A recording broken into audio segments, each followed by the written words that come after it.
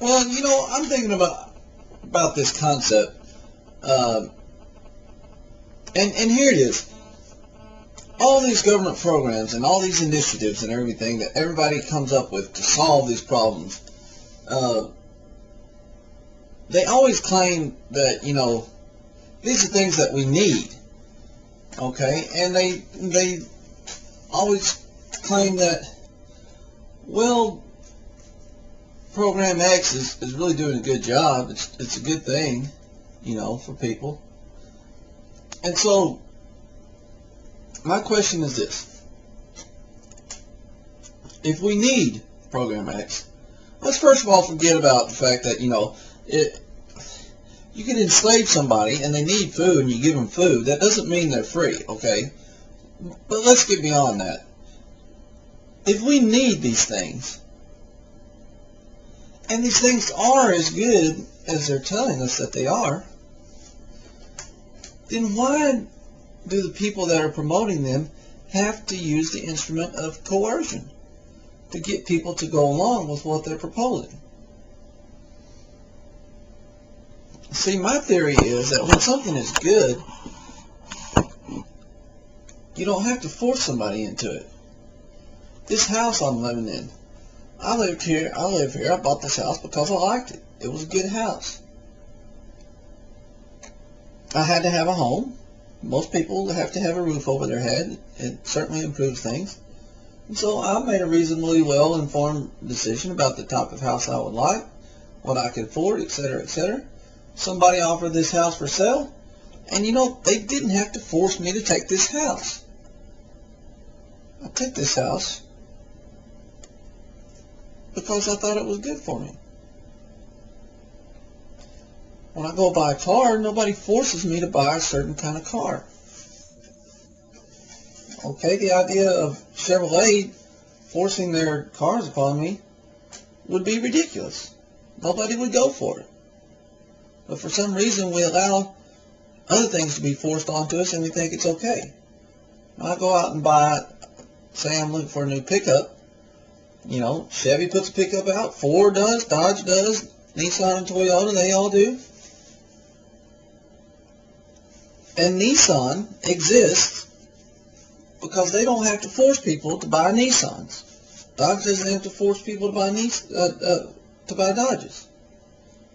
They put their product out there, and they're confident in its ability to compete with its competitors. And they know that some people will buy their competitors, but enough people will buy theirs to keep them in business. And it works this way with almost every product or service that you buy. But for some reason, in areas like education, for example, and now we're having a big push in healthcare for this same type of deal, people want to give you a certain service, tell you you need it, tell you it's good, tell you it's great, but then force you to quote-unquote buy it by charging you taxes and making it inconvenient for you to go elsewhere. If public education, for example, is so great, why don't they release the fetters, give people their tax money, and let them take their money wherever they want? And they'll just take it to the public schools. Leave the public schools open. Leave the public schools open. It's not the libertarian thing to do, but leave them open.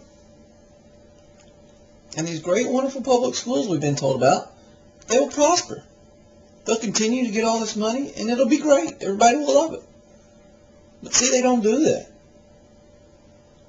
because they know what they're offering is not as good as other options that are out there.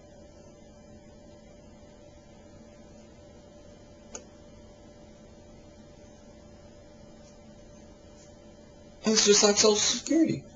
If Social Security is as great as they claim it is,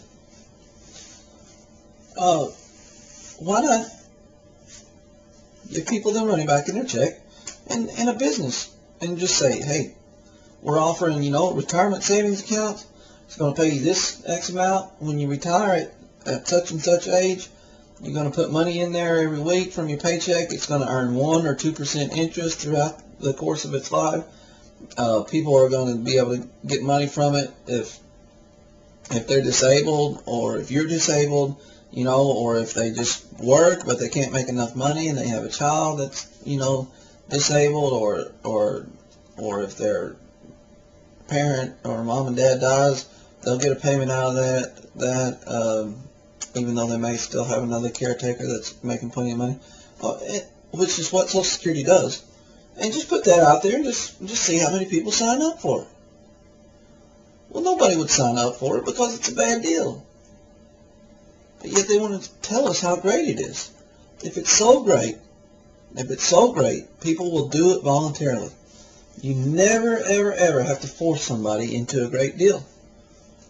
You know? If something's really great, boy, people flock to it. You don't have problems with people passing up great opportunities in this country. I mean, you don't. You know, if there's a Mercedes-Benz to be had out there for $5,000, you know, people are going to eat that up. The market knows a good deal when they see them. And, you know, people know a good education when their child's getting it. And, you know, people know a good retirement plan when they see it. The problem is the services that are being offered by the government are so far below par that they can't get anybody to sign up for them voluntarily. So they have to use coercion. And, you know, it's ridiculous that we stand for it. And not only do we tolerate it, but we applaud it. And I'll never understand it. You know, I just think if things are so great, they wouldn't have to force us to buy them.